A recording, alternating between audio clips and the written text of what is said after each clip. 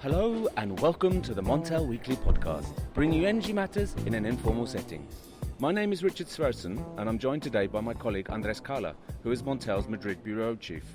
Welcome, Andrés. Happy to be here. We are at the Eurelectric annual conference in the beautiful city of Florence, as you can probably hear from the background. And we have the great pleasure in welcoming to the pod Markus Hall, CEO of Vattenfall and the new president of Eurelectric, as well as Francesco Starace, CEO of Enel and the outgoing president of the Trade Association. Today we'll look at several issues in the transition to a low-carbon economy, including public acceptance or not of renewables, and the future shape of EU energy policy amid a potentially fragmented EU Parliament following the European elections this week. Welcome, Magnus, and congratulations on your new position. Thank you very much. We're at a critical point in the energy transition. We need to build more renewable capacity, but there is an issue of public acceptance here that I think was highlighted in the conference today, that when you actually start building them, people don't want them in their backyard. But they want the concept, but not the idea. How do you bridge this gap between people welcoming green growth but not wanting it in their backyard? For us, I think it's very much about engaging locally, talk to people, and get the confidence in what you're going to do. Because people, when you do that and you really take their views into account, normally you can create a good discussion. So the local stakeholder management to deal with that is a very important part of this development. And I would say that is the first thing we're going to do, because if we start forcing these issues, I think we might have a problem. Another development that I see is a natural development is more offshore wind, because you will be able to build, a much more capacity where you don't really have to deal with people's individual views on how it looks and other things. So we will have to do a parallel development as I see it. There is a big debate in Norway at the moment and big opposition to onshore wind, especially in the west of the country near Trondheim. Are there similar issues in Sweden? Well, certainly in the southern part of Sweden you can see that. So and that's why we concentrate a big part of the development in the northern part. You have to this with stakeholder development and people's views are important, and we just have to sort of plow through it and make them part of it. Another issue that was very, very clear today is that with the upcoming EU elections, there's going to be increased fragmentation in the European Parliament. Is this something that concerns you in your position for Vattenfall and Eurelectric? And what could it do to EU policy? Could it slow it down to snail's pace? I still see a lot of traction in the climate question, so I think that there will be enough pressure to keep that going. Of course, it might there is a need for an increased sort of intervention from our side in talks with others, but I don't really see this sort of as a game changer, no. Since there's a discussion in Sweden about reversing the decision to close nuclear reactors, what's Vattenfall's view on this? Well, our view is the same as always. We took a decision to close them, and we are going to close them. And of course, we have revisited the issue, but we can't see that there is any, business case in reinvesting and restarting.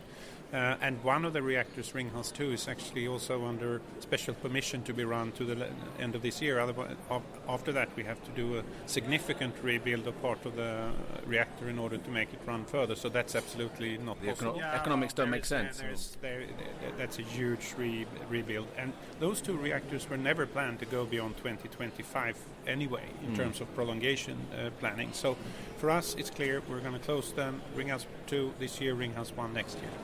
You're involved in an interconnector from Norway to Scotland. Yes. There's been some issue or some have voiced the opinion that should be sold to the TSO. If there is a view that they want to own and operate it, I think they want to. We don't have a view on that. We don't need to own it. We think it's a good idea to build it.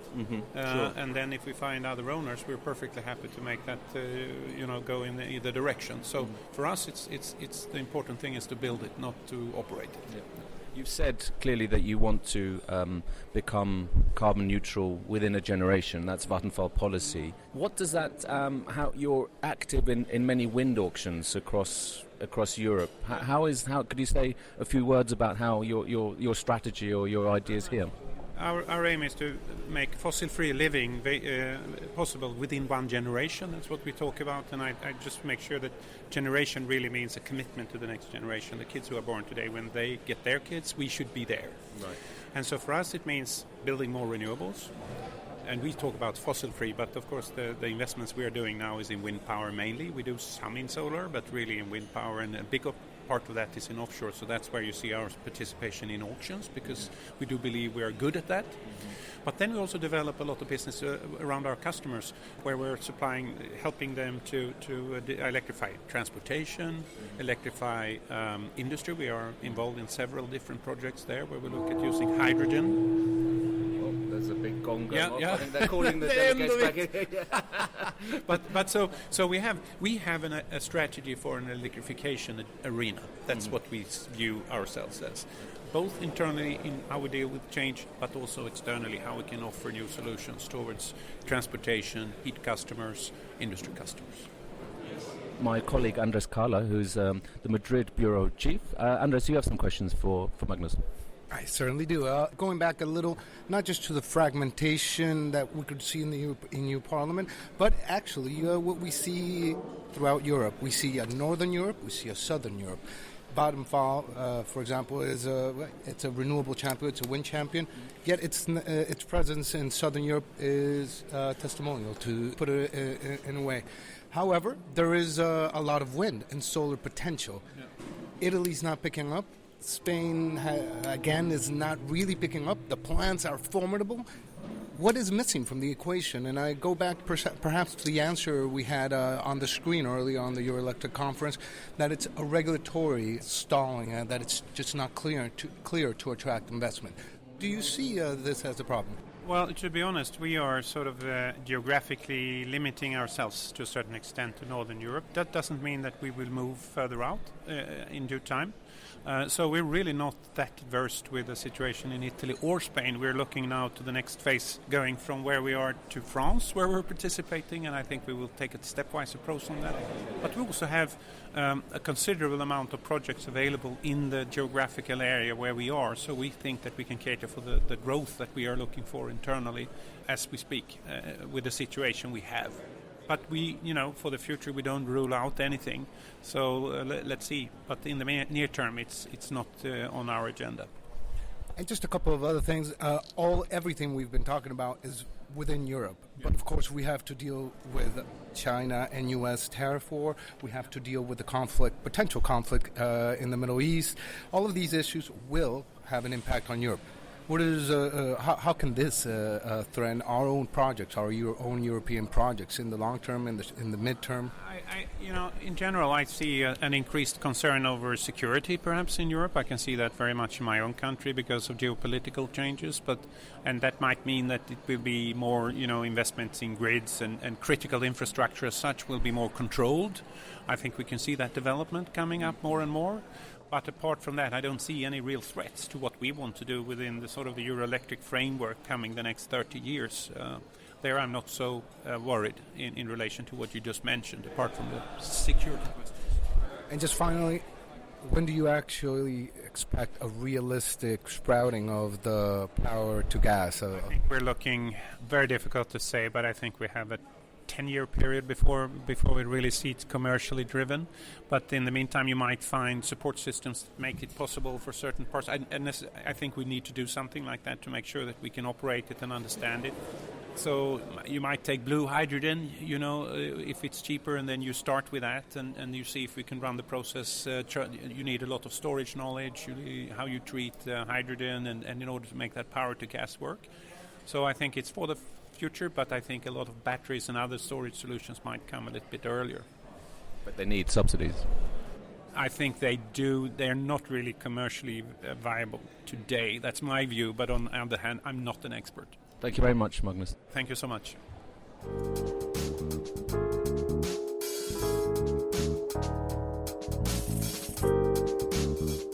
The next part of the podcast focused on Italy and Southern Europe, and it's a great honor and pleasure to have Francesco Starace here, who is CEO of Enel and the outgoing president of Eurelectric, the European Electricity Trading Organization. Francesco, welcome. Thank you very much.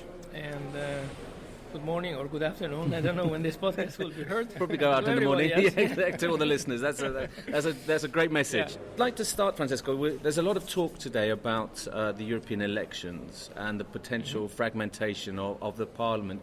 Is this a concern for you or for Eurelectric? And generally, is there a threat maybe that the carbon transition could be slowed down?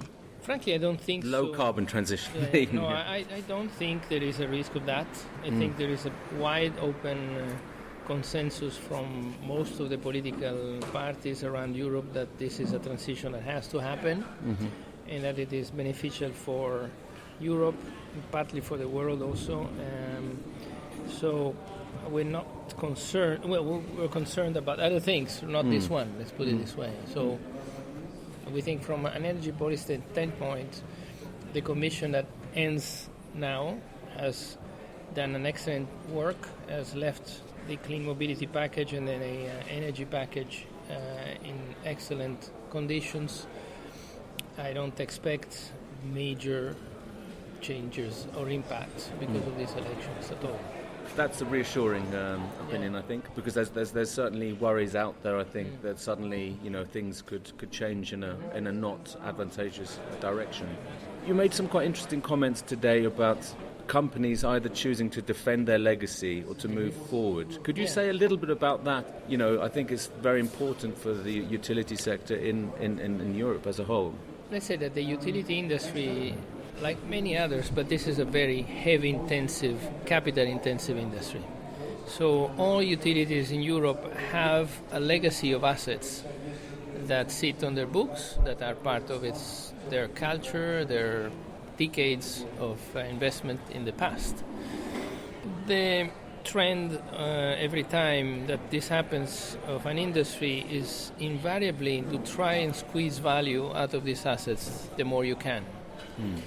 And year after year, this reinforces itself. If you were able to work money out of depreciated assets or assets that were built years and years ago, you can try and do it again and again and again. And this is, I think, nothing wrong with that. I think it is, however, an attitude that might prevent you from seeing what happens around you, what happens next to you, and what happens on these assets, to these assets. So I think utilities need to take a step back and say, let's revisit the value of these assets going forward and separate those that still make sense, provided they are perhaps refurbished or perhaps digitized or used in a different way. And notably, this is the field of grids and distribution grids. And let's look at those assets that have basically no future and say, guys, do we need to still keep them up? Or why is it that they don't have any future? Is there anything else that will displace them? So let's look at that. Thermal plants fall in this category, not all of them. I think it is a year after year after year weeding out process. So you should take a year view and say, I have all these plants, which of them have no future? In these plants that have no future, stop putting money and just plan their exit. Which plants have a future of, say, 5 to 10 years? Then these plants, keep them in good conditions, work them efficiently, improve, if you can, them. And which plants, I don't know. Those plants, don't put any money on them and revisit next year, so that progressively you phase them out. And I think this process will take 10 to 15, 20 years, depending on the age of the plants. This is variable in many countries in a different system. But if you take this detached view, don't fall in love with them, just look at them or what they are worth. And it's not a disgrace if a plant gets out of line, it's done its job. But there's something else, and that kicks in. So take renewables and say, which renewable technology can I put in place in this country?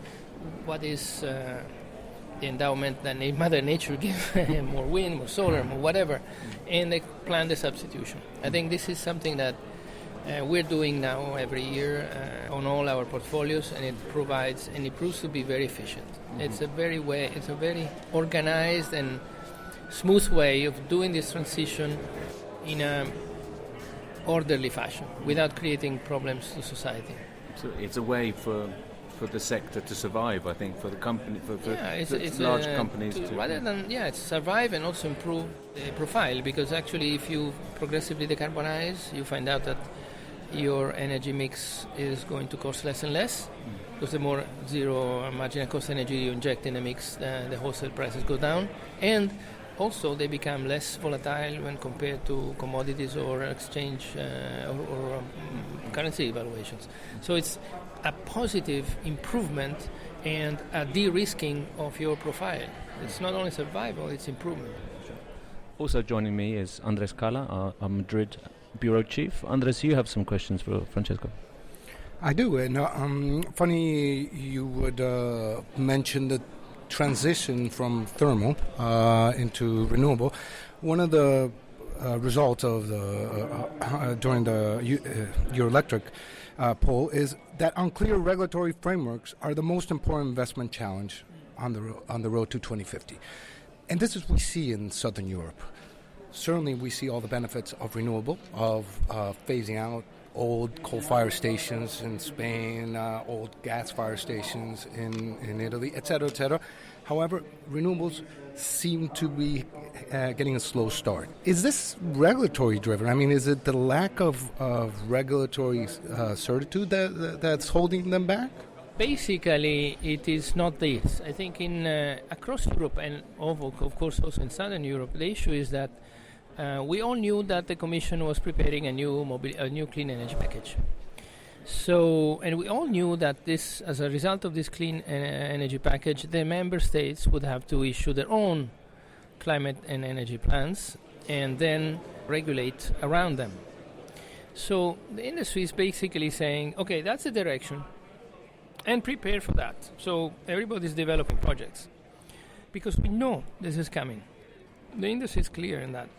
Now what's missing is that the directives that were issued have been implemented in those plans that each member state has submitted to the Commission, and we know that the Commission has time to revise them and come back and saying, please change this, please change that, you need to adapt a little more. And we expect that major countries such as Italy, Spain, France, Germany will issue the new regulatory framework on renewables the next 2020, end of 2019. So it's just the waiting of this process to be carried out until the end. It's nothing else than that. So it's just a question of having this new regulatory framework finally unroll and unfold in front of us. You will see that the speed of investment picking up through 2020, 21, 22. In Southern Europe specifically, that's a time frame we could count on? Actually, you probably see Spain has already moved. I mean, Italy will probably pick up next year. Greece has never really slowed down, but it's a tiny part of the system. But the same will happen in France and Germany, the major markets across Europe in that time frame. The experience is that around the world, as regulated or government-run auctions on new capacity, on new renewable capacity unfold and prices show their competitiveness, then large companies and private sector kicks in and it shows interest. And that will probably come in Europe a year or two later. So Europe is kind of in this building up moment right now. I don't think there is any signal of lack of interest. Rather, it's just everybody wants to be ready when the rules are out. What will this massive growth in solar and specifically rooftop solar do for the business model of utilities such as yourself? I mean, in some ways that can eat away at revenues. Well, we have a direct experience of that because Italy has at this very moment more than 700,000 solar rooftops installation for 12,000, 13,000 megawatts. So we've seen that already. There are two answers to your question. One is if the system has a digital network, in that case the growth happens in a, I would say, rather painless way. There is no real problem of that big amount of capacity coming at medium to low voltage. And there are huge potential pockets of value creation for those utilities that enable customers to do this. If you don't have a fully digitized network, there is certain threshold beyond which the grid will have a problem to accommodate large amount of distributed power. So this growth will reach to a certain point and then start to stall. That's why we insist so much that it's a rush to digitize network. Networks need to be digitized. The energy union, the European Energy Union, can only work if we actually coordinate, and I know we all know this, but part of that coordination is, their tariffs. In this case, I'm referring specifically to the German announced decision to increase gas tariffs on the border with Italy, and of course to Italy specifically. This could should raise your power prices, obviously your gas prices as well. Is this a concern for Italy, for Enel? Not much, not for Enel, because we buy very little on the spot market. Actually, we have long-term contracts that don't have this kind of problem. But obviously, if this kind of, say, fragmented behavior becomes a norm, this is not going to be helpful in general in any energy market. And the moment you take an energy market and cut it into pieces, the overall cost increase is obvious. So this will happen. It can happen in different directions, So overall, we think this is not a good policy in general at European level. Francesco, thank you very much. Thank you. We finished this week's pod by talking to Kristian Ruby, the Secretary General of Eurelectric. It's a great pleasure and a privilege to have you here, Kristian. Welcome. Thanks. I'd like to start off by talking about something that was brought up yesterday, and I think 45% of the delegates at this conference, one of the challenges they felt was the regulatory uncertainty. I wonder if you could comment on that. I mean, isn't the part of the issue here is we live in a democracy? Governments change quite regularly. We haven't got the ability to set 10-year targets. So how achievable is a concrete, stable regulatory environment? Well, you know what? I think in a certain way it's natural for the companies to feel a certain level of regulatory uncertainty in the sense that we've really been spending the last 5 years revamping every single aspect of the legislation, the renewable targets, the efficiency targets, the decarbonization targets, the market rules, everything has been changed. So the fact that there's a certain level of uncertainty is not so strange. I think the next few years will be about, let's say, letting the dust settle just a little bit, because we need now all this European regulation to be transposed into national rules and legislation, so that companies know more or less what they're dealing with. Then we need the national plans that are also a new tool to firm up. We need to see them gradually come in line with the 10-year targets that have been set by the Commission. And I think once that's happened, so when we meet, let's say, in Dublin next year or 1.5 years from now, I think people will have a better sense of regulatory certainty and knowing where things are going. By then we'll see the balancing markets, the ancillary services markets, the new market model, everything become implemented and have national plans for the delivery of renewables and so on and so forth. The last thing I want to say here is that we probably need to get used to the fact that now, in 2 years and in 5 years, we're still living through an enormous technological disruption, which is, a little bit unsettling, but also extremely exciting because it provides new opportunities.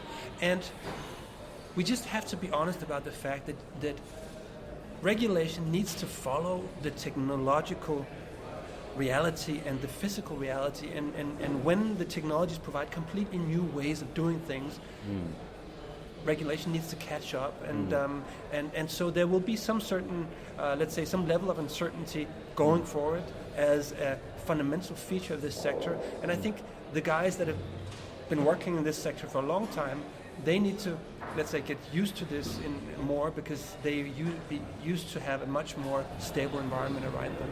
Absolutely. I mean, I've been coming to this conference for many years, and I think the topics at this year's conference were certainly right up there with reflecting the change in their technological environment. Do you find then that the regulators are far behind, or are they close behind the sector in terms of providing that framework for you to operate in this brave new world?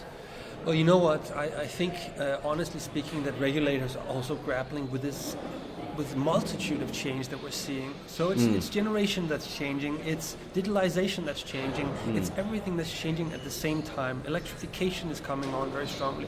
And we're going into a new analysis exercise, which is about trying to understand if we want to make all this happen at the same time, make sure that more and more customers choose the electric option, make sure that the enormous volumes of self-generation do not undermine the fundamental cost recovery of the system. If we want to make sure that we can continue to connect all the stuff to the grid and so on and so forth, what is required in terms, let's say, of regulatory signals? Because one thing is the overall regulatory framework, the other thing is the tariff setting and everything that goes along with that. And this, let's say, is really being overhauled, is seeing a fundamental, let's say, challenge from the old system to what we need to do in the future to make this accelerated electrification, accelerated decarbonization happen within the next decade or two. On one side, it's a boon for your sector, all this electrification, both of transport and heating. But on the other side, you know, if you have this massive growth in self-consuming, the prosumers, they don't need the services from the, or maybe they do need some different, but they will need different kinds of services from the energy companies. I think that different services is the key word here, because it's very clear that if you are a normal customer with a house and you get an electric car, you have to have a very big garden and a very big roof to, let's say, get all the solar, all the energy from your panels to heat your house, to power your appliances, and also to power your car. For most citizens, that's not going to be the case. And then we look at the inner cities where you have big residential buildings where they just don't have a chance of doing this. So we're going to need the system going forward. And it's really a question of saying, what's the new role of that system? What's the new role of distribution in all this? And how do we connect all these things? How do we create a much more bidirectional system? This is the challenge at hand, and it's a big one. It is big, and it's all in flux. It's all constantly changing, very dynamic. This process of decarbonization, this European objective, part of the issue, Commissioner Cañete addressed this recently, is that we're also importing, especially from the Balkans, but now from Morocco, and we intend to import perhaps from Algeria, Libya, from Northern Africa in general. A lot of this energy, this electricity, will be fossil-fired. Does Eurelectric have a position on how we deal with this decarbonization when we're actually at the same time importing dirty fuels? Well, I think it's very clear that if we decarbonize in Europe and then basically choose a strategy where we just produce much less and then import dirty fossil fuels, we lose out on the economy and we lose out on the climate issue. So that's like a really bad idea. The thing we need to do is, of course, to make sure that we create a healthy, decarbonized, competitive electricity sector in Europe that can provide what we need in terms of electricity to fuel a dynamic, competitive European economy that has a clear objective of exporting energy as we go forward. That's going to take a while, but I think let's look at the upsides here. We have a very strong wind industry, and if we create a significant build-out for that, we can actually power up to half of Europe's energy needs with wind in the future. Then we're going to need some imports, perhaps from new sources of energy in the future.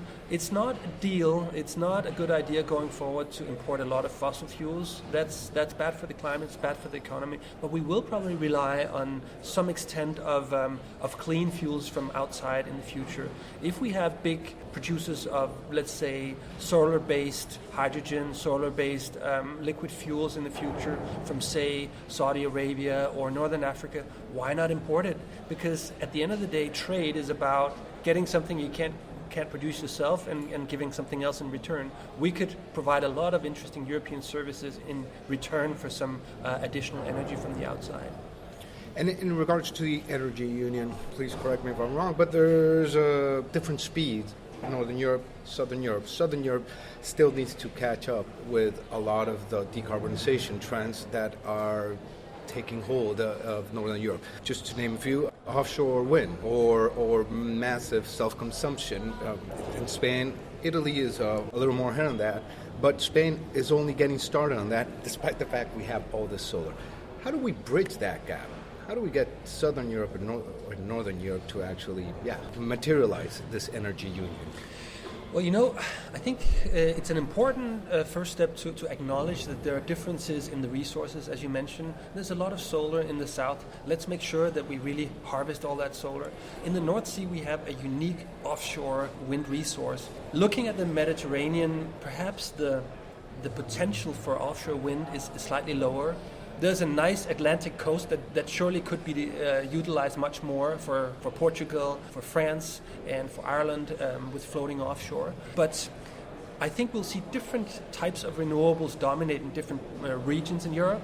And I think the first steps of the Spanish government to set really, really aggressive targets for renewables is probably a good way forward to make sure that this starts happening. I understand that they've also made some quite preferential rules for solar in the most recent months in Spain. So I would say for now, let's see what happens in Spain with all that new regulation, if it starts taking up, and assess from there. The EU signed off a huge package at the end of last year. Were you happy with that? I mean, I know you had some reservations or some criticisms about certain aspects of it, especially the 550 gram rule, etc. I mean, how do you feel now about the I think we have to look at this. We were making a plan, a union for 500 million European citizens for how to walk into the energy future. It goes without saying that a big energy industry cannot agree on every single comment on that. Looking at the overall direction, Eurelectric shares it. It's a market-based approach. It is an approach that takes renewables seriously. It is one that attaches importance to energy efficiency, and it's one that also recognizes that electrification is actually an energy efficiency strategy, that electrifying also means becoming more efficient. Also, this energy union and the, let's say, related legislation in the area of transport also pushes electrification. So yes, we had our disagreements, but we also made a very clear point of always saying the overall direction is the right one. Let's discuss some issues at the margins of this, because there will be issues with backup capacity, and there are some dilemmas about how fast you do things, how fast you phase out the old before you phase in the new. There are some real dilemmas. The overall direction is the right one, and overall we have to say we're quite happy with the results, because it's going to mean more renewables, more electricity in the future, and it's going to mean that Europe moves on to a more climate-friendly future. Kristian Ruby, thank you very much for joining this week's pod. And that's about all from Florence. Arrivederci Firenze. Be sure to follow all the latest market-moving news on montelnews.com and follow us on Twitter and LinkedIn. Thank you and goodbye.